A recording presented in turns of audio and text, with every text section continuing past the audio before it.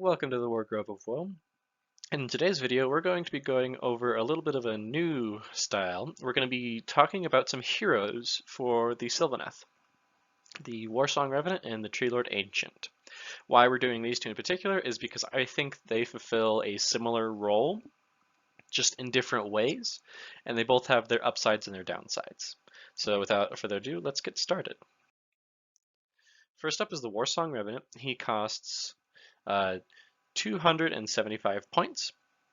He has a stat line of 8-inch move, 8 bravery, 7 wounds, 5 up save, 2 casts, and 1 unbind.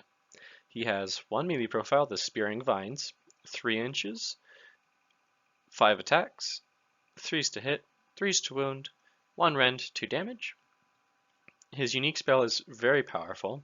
It's Unleash Swarm of Spites. It has a 9-inch range, 7 casting value, and if it goes off, you roll a number of dice equal to the casting value for each enemy unit within 9 inches of the caster. Each 5-up deals 1 mortal wound.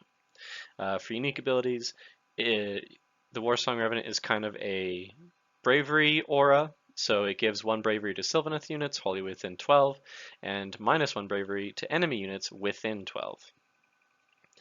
Because of the Warsong Revenant's cloak, the really pretty leaf cloak that they have a 4-up ward, and if they are wholly within 9 inches of a wildwood, they get +1 to their casting and unbinding rolls, which is pretty nice.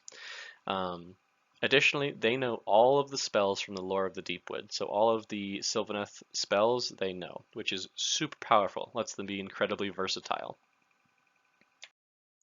As for their battlefield role, they are there to set up wildwoods as needed. With their +1 to cast, it makes it a little bit easier to get a wildwood down. They're incredibly versatile in their magical use because they know all of the spells, so they can fill a lot of your roles, whether it be buffing, healing, or other supportive abilities you need done. As compared to the Treelord Ancient, they are less martially useful, so they're not going to be as good in combat. They can still do okay. Their melee profile is pretty alright, but it's not the best. Currently in most Sylvaneth armies, I see 2 uses for the Warsong Revenant. The first and more popular one is the stack Throne of Vines and use Umbral Spell Portal to throw Unleash Spite Swarm everywhere. So basically, if you don't know how this strategy works, is you put a Vespid gem on the Warsong Revenant, so you can auto cast 1 spell per turn, and you do Throne of Vines every time you have the chance, so you can start stacking pluses to cast and unbind as long as you don't move, and you keep stacking that up each turn, and then you cast Umbral Spell Portal, which lets you extend the range of your spells or kind of put them somewhere else based on where the portals are set up, and then from that portal you can do Unleash Spite Swarm. So if you put your Umbral Spell Portal in the middle of your enemy's formation, you can then unleash Swarm of Spites. So you have a lot of stacks to your casting value. So you can get absurd numbers of dice that you roll for each enemy unit within the range of the portal, and each 5-up deals a mortal wound. So that's very powerful. It's a good way to get a lot of area of effect damage. And that's what I tend to see in top lists for Sylvaneth is the Spite Swarm Warsong Revenant. If that's not what you're looking for and you want to use more of the Lore of the Deepwood as like a buff caster and healing and all that, you can move the Warsong Revenant around your forces, kind of sticking near them to buff as need be. If you want to do this style, always keep them near a wildwood to get that +1 to cast and unbind. And I also suggest giving them the Spirit Song staff, so they have 3 spells per turn instead of 2, so you can heal and buff more if you need to. Next, we have the Treelord Ancient. They come in at about 295 points. They have a stat line of 5-inch move, 9 bravery, 12 wounds, a 3-up save, 1 cast, 1 unbind. They have 2 melee profiles, sweeping blows, 3-inch reach, a degrading chart for attacks, 3s to hit, 3s to wound, 1 rend, d6 damage, massive impaling talons, which is 1-inch reach, 1 attack, 3s to hit, and then degrading chart for wounds, 1 rend, 1 damage. They have a missile profile, the Doom Tendril Staff, 18-inch reach, 1 attacks, a degrading chart for hits, 3s to wound, 1 rend, d6 damage. The unique magical spell is pretty nice. It's Awaken the Wildwood, so it has a 30-inch reach where you target a wildwood within 30 inches of the Treelord, and on a casting value of 6, you deal d3 mortal wounds to each enemy unit within 3 inches of the wildwood. So if your enemies are, for whatever reason, near your wildwoods, you can potentially deal some damage as the trees are whacking them about. His command ability is really useful. It's a bubble of +1 to save for every unit wholly within 12. And for unique abilities, they have a once per game set up a wildwood wholly within 18, so you don't have to cast anything, it just happens.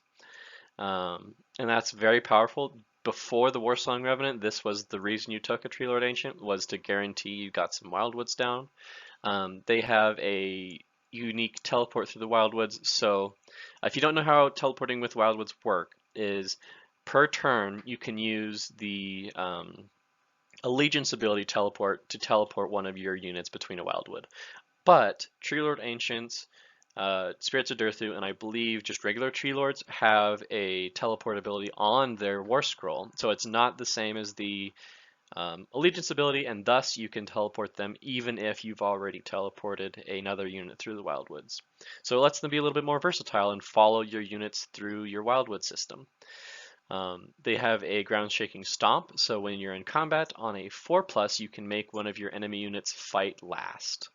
That's pretty powerful, especially for controlling the flow of combat and how you decide which combats to go first. And lastly, 6s to hit with the massive impaling talons deal d6 mortal wounds. So that's pretty good. Just off the bat, you can kind of see this is a bit more of a martial caster. They're more focused on dealing damage and being near the front lines, really. I personally find Treelord Ancients interesting, and the model is very cool. I think that for my purposes, I prefer the Warsong Revenant just because I prefer heavy magic lists, but that's a personal preference. As for battlefield rolls, they guarantee a turn 1 Wildwood, so even though it's very likely with a Warsong Revenant that you can get a turn 1 Wildwood, it's not guaranteed. So just having that in your back pocket of, I know I can get a Wildwood down, is very powerful in itself. The fact that they are a monster is great in 3rd edition because you can get more points, you have access to monstrous actions or monstrous abilities. Their command ability is very good for sitting at the center of your formations and just being a buff bubble, but they are less magically adept than the Warsong Revenant. I think they are better in combat situations, but they are somewhat situational. They aren't necessarily the best in combat, but they can hold their own, and especially with that 3-up native save, they are kind of tough and tanky, so they can hold the line fairly well. Their unique spell is good in the right setup. It's good for crowd control and crowd denial or area denial. If you set up your wildwoods and you know that if your opponent comes near them, you can punish them pretty hard for it. Because not only are you getting the damage from the spell, but the wildwoods might have the opportunity to damage the enemy themselves. So I think the Treelord Ancient is good. He's a little bit more situational than the Warsong Revenant, but he's good. So just a little chart here to really drive home this point is for the Sylvaneth, you have a lot of middle of the road units that are hybrid or one or the other. And so the Warsong Revenant is probably the best magic hero or caster in the Sylvaneth roster, even better than Alariel, I would say, because of the +1 to cast and just how more reliable it is, because Alariel doesn't have any pluses to cast or anything like that. She can get some with the Throne of Vines, but Alariel also has other roles that I'll probably cover in her own video. But on the other end of the spectrum, for martial ability, the best martial leader or character for the Sylvaneth is the Spirited Earthu. These guys are terrifying. And right in the middle sits the Treelord Ancient. He's kind of halfway between the martial abilities of a Spirited Earthu and the magical abilities of a Warsong Revenant. So if you have about 300 points left in your list and you want kind of a versatile unit in, is it okay if he gets in combat, and is it going to be good if he does a little bit of magic, a Treelord Ancient is going to be the best option for you. I think if you wanted to ask me straight out which is the better of the two, I see more Warsong Revenants as like an auto-clued, whereas Treelord Ancients are situational, but they're still good. I think if you wanted to bring both of them, you definitely could, and you could build a list around that. But at what point it becomes overkill is subject to the situation. Personally, I think I would always bring a Warsong Revenant. I love the model, I love the sculpt, and the versatility that it brings is amazing, and I like the flexibility that it gives. But I can also see the value of the Treelord Ancient. So that is it for this hero spotlight. If you enjoyed this new kind of video style, or this concept of going over a select few heroes in a faction, please let me know. I'd like to cover more heroes for different factions, because I think heroes are some of the more important units in a Age of Sigmar army. They are like the biggest and the meanest, and I think they're the coolest.